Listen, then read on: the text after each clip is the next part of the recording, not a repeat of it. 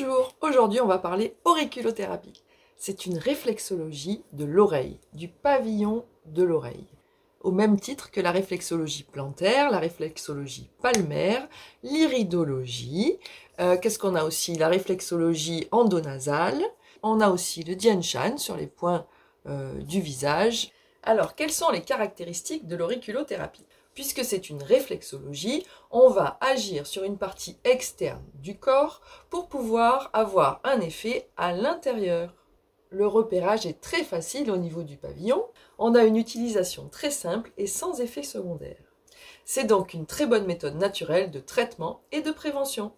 On appelle en général auriculothérapie, mais on pourrait tout à fait dire réflexologie auriculaire ou réflexothérapie auriculaire. Alors, un peu d'histoire. Il faut remonter à l'Antiquité pour les premiers écrits sur l'auriculothérapie, des saignées qui se pratiquaient au niveau de l'oreille, aussi bien en Perse qu'en Égypte et même du temps d'Hippocrate. L'auriculothérapie fait partie de l'acupuncture, donc en médecine chinoise, dans les textes anciens de l'acupuncture chinoise, on retrouve pas mal de points. En Europe, c'est au XVIIe siècle qu'on commence à parler auriculothérapie au Portugal avec Zacutus Lusitanus, un médecin qui pratiquait les saignées auriculaires et qui déjà avait trouvé le point sciatique. Puis au XIXe siècle, c'est en Italie avec Ignace Colas et il s'est développé dans toute l'Europe une façon de diminuer les sciatiques en travaillant sur le point sciatique qui se trouve juste là. Alors, c'est un peu barbare, mais ils pratiquaient à l'époque la cautérisation, c'est-à-dire qu'ils brûlaient ce petit point de l'oreille et ils avaient de très bons résultats sur les sciatiques. Alors, maintenant, on est un peu plus doux, on va mettre un aimant avec un petit pansement par-dessus pour le maintenir assez longtemps. Mais le docteur Nogier, un médecin lyonnais dans les années 50, a mis en évidence un fœtus inversé qu'il a même exposé au congrès d'acupuncture de Marseille en 1956. Du coup, on va pouvoir utiliser et la méthode chinoise et la méthode française ou européenne ou occidentale maintenant, puisque les Américains l'ont repris aussi. Et en mixant ces deux pratiques-là, on arrive à de très bons résultats en auriculothérapie. Bon, il y a beaucoup de points, mais moi j'en utilise à peu près 50 dans ma pratique en cabinet. Et je vais vous montrer le fœtus inversé qu'on voit très bien ici. On a la tête en bas, et puis on va remonter le corps sur le côté et finir avec les jambes. Donc qu'est-ce qu'on va améliorer grâce à l'auriculothérapie? On va réduire les douleurs de tout ce qui est articulaire et vertébral. Réduire les douleurs et les tensions va permettre au corps de plus facilement se régénérer lui-même. Dans les troubles psychiques, on va retrouver tout ce qui est stress, anxiété, insomnie. Les acouphènes peuvent être améliorés aussi, et tout ce qui est suite de sevrage, que ce soit tabagique, drogue ou alcool.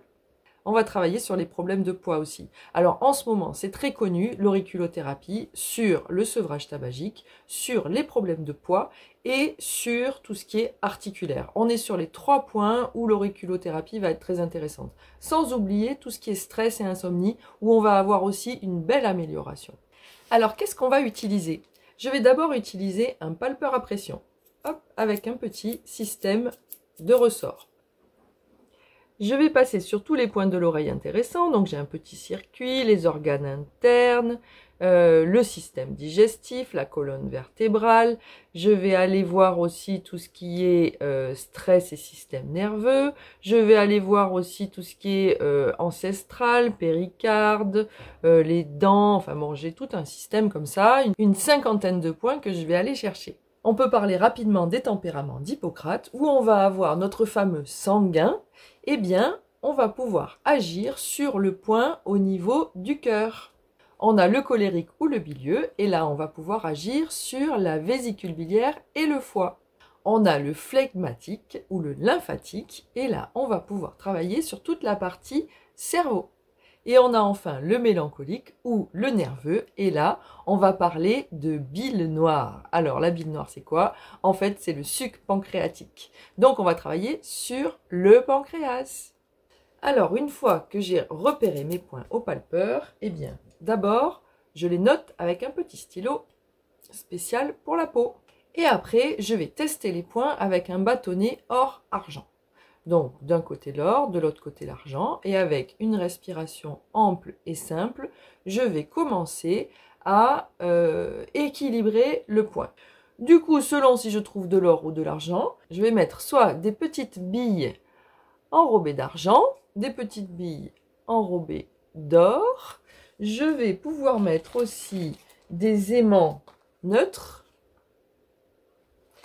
ou encore des petites graines. Tout ça va pouvoir rester un certain temps grâce au sparadrap qui est dessus. Donc, il ne faut pas gratter, mais on peut tout à fait se laver les cheveux sans aucun problème. Donc, ça va rester 1 jour, 2 jours, 3 jours, 3 semaines, 4 semaines, 5 semaines. En général, je fais des séances à 3 semaines d'intervalle.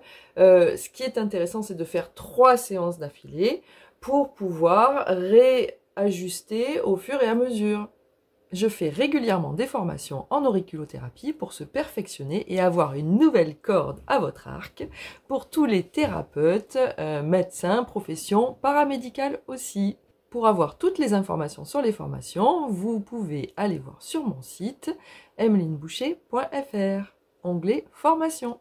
J'espère que cette vidéo vous a été utile. N'oubliez pas de vous abonner si ça vous a plu. Vous pouvez me faire des commentaires, ça me fera plaisir et je vous répondrai volontiers.